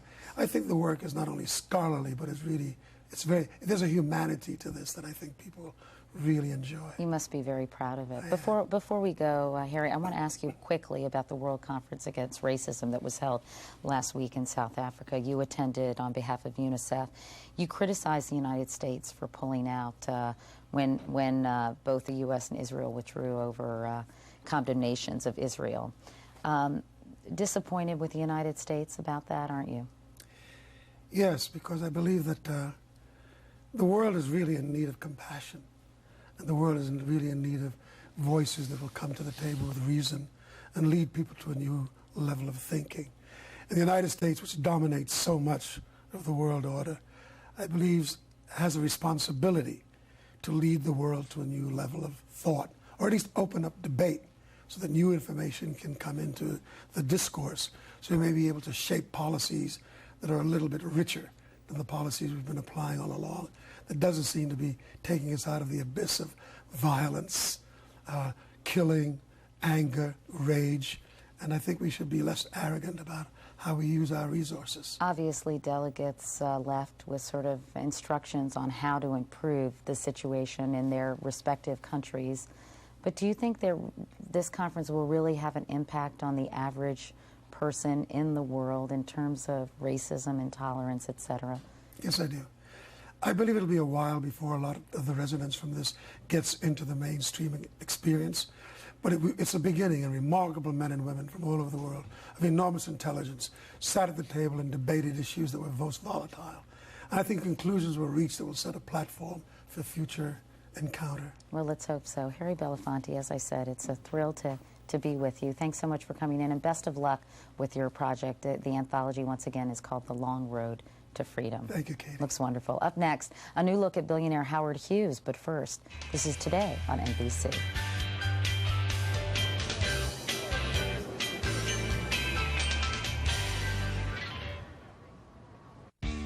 Top Drawer, the interior design store, is having one of their famous, wild, irresistible clearance events. Absolutely everything in our enormous showroom has been reduced. Select from our multi-million-dollar stock of unique home furnishings from around the world. Almost everything is available for immediate delivery. Don't delay. Hurry into Top Drawer, your interior design store, where the smart shoppers buy. Being in business, I know you've got to have a plan to succeed. That's why, as a candidate for governor, I've offered a detailed action plan for Virginia's future. To improve education and transportation, create jobs, preserve open space, and protect our environment. We can do it with more effective management and real fiscal responsibility. To find out more, call or visit our website, because you deserve more than political promises. You deserve a plan and results. And that's what my campaign for governor is all about. The Civic from Honda. Hey guys, can you help us? We need directions. It comes with an extraordinarily well-insulated cabin. Why is it so hard to meet chicks anyway? The window! I do not know. Amazing, but true. While supplies last, get special APR financing as low as 3.9% for 36 months on 2001 Civics. I'm Dr. Mark Groban, Chairman of the Mamsie Health Plan's MDIPA and Optimum Choice. We've partnered with the American Heart Association to bring you important heart health information. One of the things I learned to do was to take my medication exactly as my doctor instructed me to. If you don't, your condition could worsen, requiring further medical treatment and costing you more money. To start your way to a heart-healthy life, join us for the American Heart Walk Saturday, October 20th. For more information, call this number. Howard Hughes lived the American dream. He was wealthy beyond belief, dated beautiful movie stars, and made record-breaking flights. But the man who could have it all for years just wanted to be left alone. Because of that, much of his life has remained a mystery until now. Author Richard Hack uncovers America's first billionaire in his new book, simply called Hughes. Richard Hack, good morning. Good to see you. Thank you very much. You say, I'm fine, thank you. You say this is a different perspective on Howard Hughes because the other books have been written based on stories told by people who knew him. You think this is his point of view. How could that be? Well, I made the effort to try to get inside his mind. This is he was America's first billionaire, and he was a famous film producer after all. He did, you'll recall, The Outlaw with Jane Russell and the Breasts, and he won the first Oscar award for the best comedy film. He also flew around the world setting records. He also bought half of Las Vegas, and he also was America's #1 defense contractor, and he dated all those beautiful women that you know, Katharine Hepburn, Right. Bette Davis, Lana Turner. But the fact was, this is a man that absolutely was elusive. To everyone who knew him, they knew him differently. So you interview someone, and they will give you a different story each time. He demanded his privacy. He was obsessive about it, and yet He had the people who work for him keep detailed records of every move he made, from the time he ate to the time he went to the bathroom. Why? This is the story. He did not have that done. They did it so they could keep track and refer to it, because he was so compulsively controlling that when he would talk to them, they'd have to know exactly what he was talking about. He had an incredible memory. Did he know they were keeping these records? No.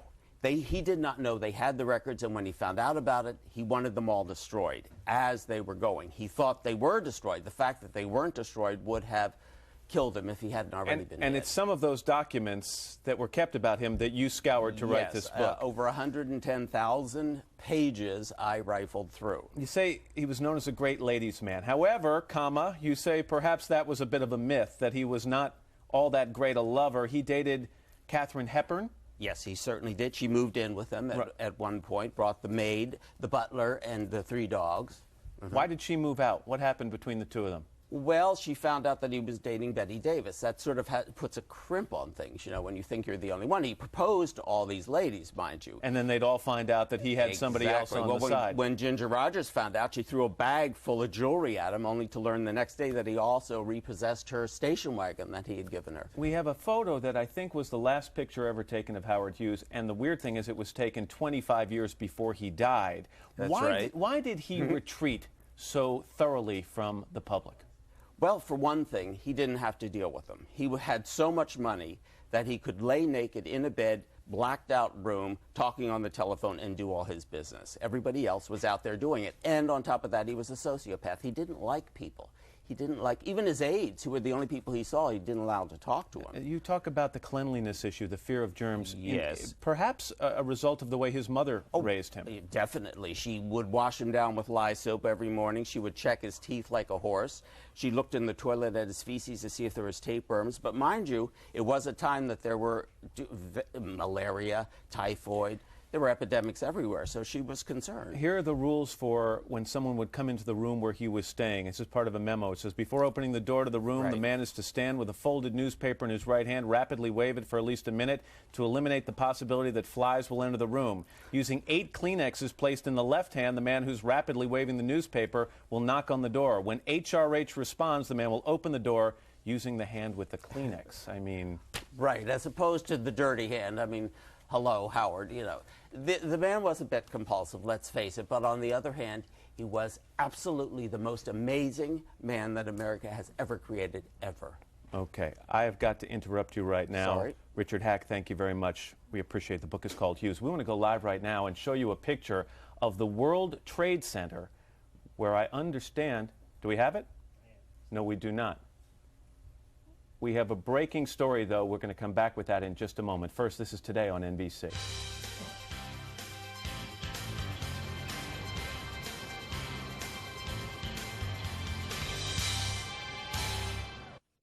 Why drive all over town to compare cars? Make one stop at CarMax and test drive an Accord, Taurus, and Camry.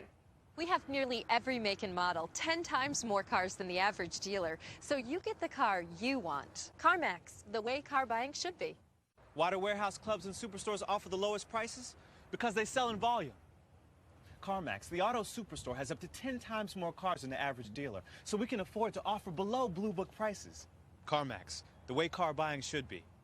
Welcome to Wardrobe 911. These 3 friends came to us with a problem. How do you get that designer look without breaking the bank? Wow, great designer. Fortunately, it's Designer Week at Ross. We found some of the top labels at fabulous prices.